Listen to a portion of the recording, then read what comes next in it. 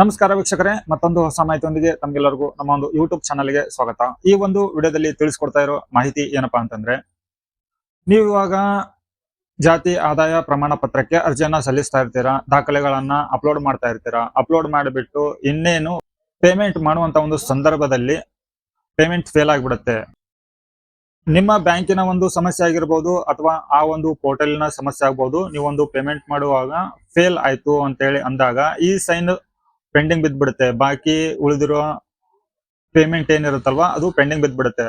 ಹಾಗಿದ್ರೆ ಆ ಒಂದು ಫೇಲ್ ಆಗಿರೋ ಪೇಮೆಂಟ್ ಅನ್ನ ಯಾವ ತರ ಕಂಪ್ಲೀಟ್ ಮಾಡೋದು? ಸೊ ಕಂಪ್ಲೀಟ್ ಆಗೋ ಮೊಬೈಲ್ ನಲ್ಲಿ ಇವಾಗ ನೀವು ಪೇಮೆಂಟ್ ಅನ್ನ ಫೋನ್ ಪೇ ಮುಖಾಂತರ ಮಾಡ್ತಾ ಇರ್ತೀರಾ. ಸೊ ಆ ಒಂದು ಫೋನ್ ಪೇ ದಲ್ಲಿ ನಿಮ್ಗೆ ಒಂದು ಎರರ್ ಮೆಸೇಜ್ ಬರುತ್ತೆ, ಪೇಮೆಂಟ್ ನಾಟ್ ಕಂಪ್ಲೀಟೆಡ್ ಅಂತ ಹೇಳಿ. ಸೊ ನಿಮ್ಮ ಅಕೌಂಟ್ ನಲ್ಲಿ ಬ್ಯಾಲೆನ್ಸ್ ಕೂಡ ಕಡಿಮೆ ಇದ್ದಾಗೂ ಕೂಡ ನಿಮ್ಮ ಒಂದು ಪೇಮೆಂಟ್ ಕಂಪ್ಲೀಟ್ ಆಗೋದಿಲ್ಲ.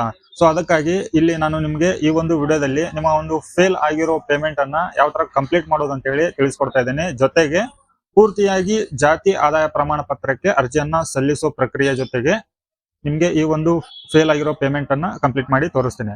ಸೊ ಜೊತೆಗೆ ದಾಖಲೆಗಳು ಏನೆಲ್ಲ ಬೇಕಾಗುತ್ತೆ, ಪ್ರೊಸೆಸ್ ಏನೆಲ್ಲ ಇರುತ್ತೆ, ಡೀಟೇಲ್ಸ್ ಹೇಗೆ ತುಂಬಬಹುದು ಅಂತ ಅನ್ನೋದನ್ನ ಕೂಡ ನಾನು ನಿಮ್ಗೆ ಒನ್ ಬೈ ಒನ್ ತಿಳಿಸ್ಕೊಡ್ತೇನೆ. ಈ ಒಂದು ಪೂರ್ತಿ ವಿಡಿಯೋನ ನೋಡ್ಕೊಂಡ್ಬಿಟ್ಟು ನೀವು ಕೂಡ ಇಂಥದ್ದೇನಾದ್ರೂ ಪ್ರಾಬ್ಲಮ್ ಅನ್ನ ಫೇಸ್ ಮಾಡಿದ್ರೆ ಸರಿಪಡಿಸ್ಕೋಬಹುದು. ಸೊ ವಿಡಿಯೋನ ಶುರು ಮಾಡೋಣ. ವಿಡಿಯೋನ ಶುರು ಮಾಡೋಕ್ಕೂ ಮೊದಲು ನೀವಿನ್ನು ಚಾನೆಲ್ಗೆ ಹೊಸಬರಿದ್ರೆ ಚಾನೆಲ್ಗೆ ತಪ್ಪದೆ ಸಬ್ಸ್ಕ್ರೈಬ್ ಮಾಡ್ಕೊಳ್ಳಿ, ಬೆಲ್ ಬಟನ್ ಕೂಡ ಆನ್ ಮಾಡಿ ಇಟ್ಕೊಳ್ಳಿ.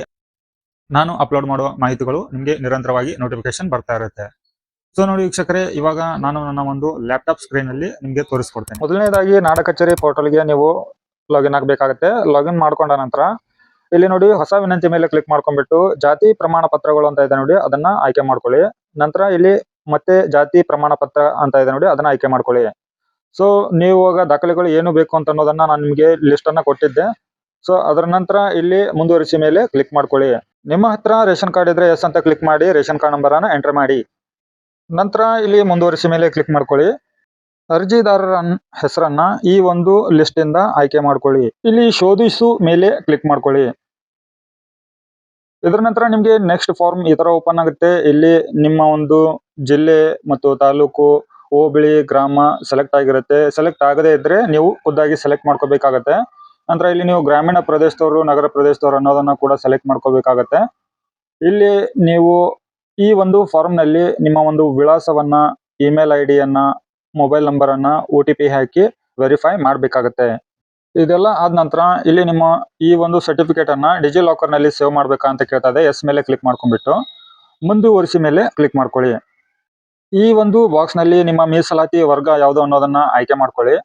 ನಂತರ ನಿಮ್ಮ ಜಾತಿ ಯಾವುದು ಅನ್ನೋದು ಆಯ್ಕೆ ಮಾಡ್ಕೊಳ್ಳಿ.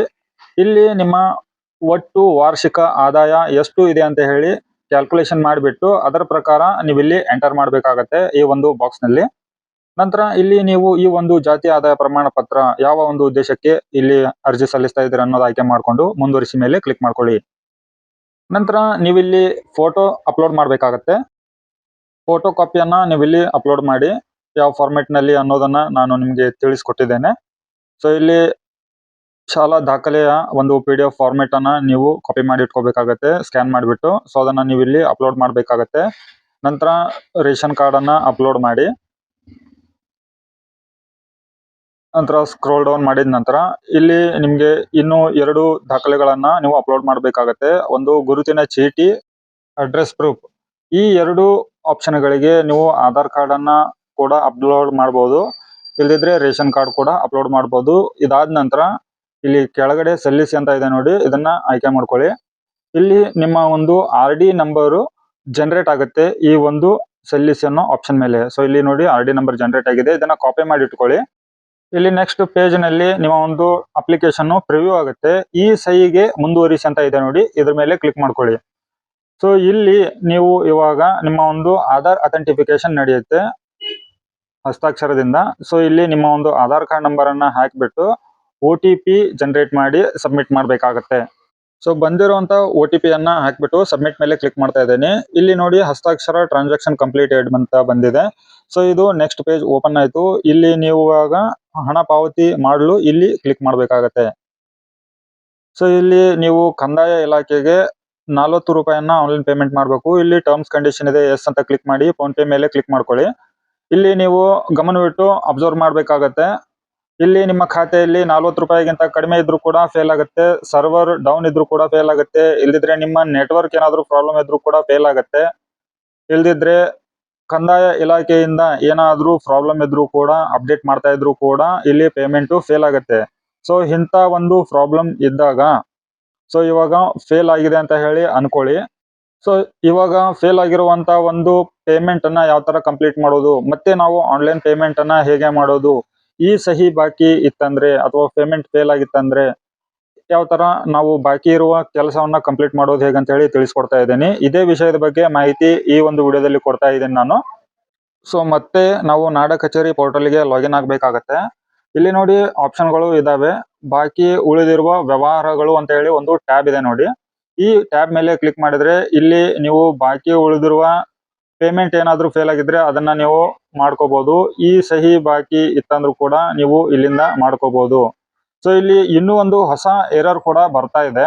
ಸೊ ಅದನ್ನ ಹೇಗೆ ಅಂತ ಅನ್ನೋದನ್ನ ನಾನು ನಿಮಗೆ ತಿಳಿಸ್ಕೊಡ್ತಾ ಇದ್ದೇನೆ. ಇಲ್ಲಿ ನೋಡಿ ಚೆಕ್ ಸ್ಟೇಟಸ್ ಅಂತ ಹೇಳಿ ಬರ್ತಾ ಇದೆ. ಇಲ್ಲಿ ಈ ಚೆಕ್ ಸ್ಟೇಟಸ್ ಮೇಲೆ ಕ್ಲಿಕ್ ಮಾಡಿದ್ರೆ ಇಲ್ಲಿ ಈ ತರ ಒಂದು ಎರರ್ ಬರುತ್ತೆ, status check in PhonePe ಅಂತ ಹೇಳಿ. ಸೊ ಫೋನ್ ಪೇದಲ್ಲಿ ಈ ತರ ಎರರ್ ಎದಕ್ ಬರುತ್ತೆ ಅಂತಂದ್ರೆ 40 ರೂಪಾಯಿಗಿಂತ ಕಡಿಮೆ ಇದ್ದಾಗ ನೀವು ಪೇಮೆಂಟ್ ಮಾಡುವಾಗ ಫೇಲ್ ಆಯ್ತು ಅಂತಂದ್ರೆ ಈ ತರ ಒಂದು ಎರರ್ ಬರುತ್ತೆ. ಸೊ ಆ ಒಂದು ಎರರ್ ಅನ್ನ ಕಂಪ್ಲೀಟ್ಲಿ ಸಾಲ್ವ್ ಮಾಡೋದು ಹೇಗೆ ಅಂತಂದ್ರೆ ಇಲ್ಲಿ ಚೆಕ್ ಸ್ಟೇಟಸ್ ಅಂತ ಹೇಳಿ ಕಾಣ್ತಾ ಇದೆ ಅಲ್ವಾ ರೆಡ್ ಕಲರ್ ನಲ್ಲಿ ಬಾಕ್ಸ್ ನಲ್ಲಿ. ಸೊ ಅದನ್ನ ನೀವು 2-3 ಸತಿ ಕ್ಲಿಕ್ ಮಾಡ್ಕೊಳ್ಳಿ. ಸೊ 2-3 ಸತಿ ಕ್ಲಿಕ್ ಮಾಡಿದ ನಂತರ ಇದು ಸೇಮ್ ಅದೇ ಎರರ್ ರಿಪೀಟ್ ಆಗುತ್ತೆ. ಸೊ ಇದೇ ಎರರ್ ರಿಪೀಟ್ ಆಗಿ ಅದು 2-3 ಸತಿಗಿಂತ ಜಾಸ್ತಿ ನೀವು ಇದನ್ನ ಕ್ಲಿಕ್ ಮಾಡಿದಾಗ ಈ ಎರರ್ ಹೋಗಿಬಿಟ್ಟು ನಿಮ್ಗೆ ಬೇರೆ ಒಂದು ಆಪ್ಷನ್ ಬರುತ್ತೆ. ಅದು ಏನು ಅಂತ ಅನ್ನೋದು ಇಲ್ಲಿ ತೋರಿಸ್ತಾ ಇದೆ ನೋಡಿ, ಹಣ ಪಾವತಿಸಲು ಮುಂದುವರಿಸಿರಿ ಅಂತ ಹೇಳಿ.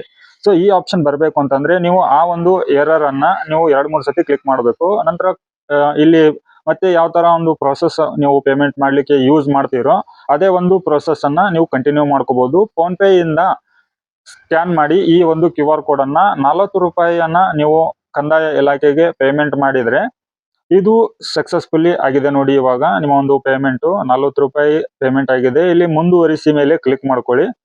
ಇಲ್ಲಿ ನೀವು ಅಕ್ನಾಲೆಜ್ಮೆಂಟ್ ಡೌನ್ಲೋಡ್ ಮಾಡಬಹುದು. ನಂತರ ನೀವು ಈ ಒಂದು ರಸೀದಿಯನ್ನ ಅಪ್ಲಿಕೇಶನ್ ಫಾರ್ಮ್ ಅನ್ನ ಕೂಡ ನೀವು ಡೌನ್ಲೋಡ್ ಮಾಡಿಕೊಂಡು ಎಮರ್ಜೆನ್ಸಿ ಕೆಲಸಕ್ಕೆ ನೀವು ಯಾವುದಕ್ಕಾದ್ರೂ ಯೂಸ್ ಮಾಡಬಹುದು. ಇದನ್ನ ಅರ್ಜಿ ನಾವು ಸಲ್ಲಿಸಿದ್ದೇವೆ, ಬಂದ ನಂತರ ನಿಮಗೆ ಒರಿಜಿನಲ್ ಕಾಪಿ ಕೊಡ್ತೇವೆ ಅಂತ ಹೇಳಿ. ಸೊ ವೀಕ್ಷಕರೇ, ಇಷ್ಟು ಈ ವಿಡಿಯೋದಲ್ಲಿ ನಾನು ನಿಮಗೆ ಕೊಟ್ಟಿರೋ ಮಾಹಿತಿ. ಈ ವಿಡಿಯೋ ತಮಗೆ ಉಪಯೋಗ ಆಗಿದ್ರೆ ವಿಡಿಯೋಗೆ ಲೈಕ್ ಕೊಡಿ, ಚಾನಲ್ಗೆ ಸಬ್ಸ್ಕ್ರೈಬ್ ಮಾಡಿ. ಮತ್ತೆ ಹೊಸ ಮಾಹಿತಿಯೊಂದಿಗೆ ಸಿಗ್ತೇನೆ. ಅಲ್ಲಿವರೆಗೂ ಜೈ ಹಿಂದ್.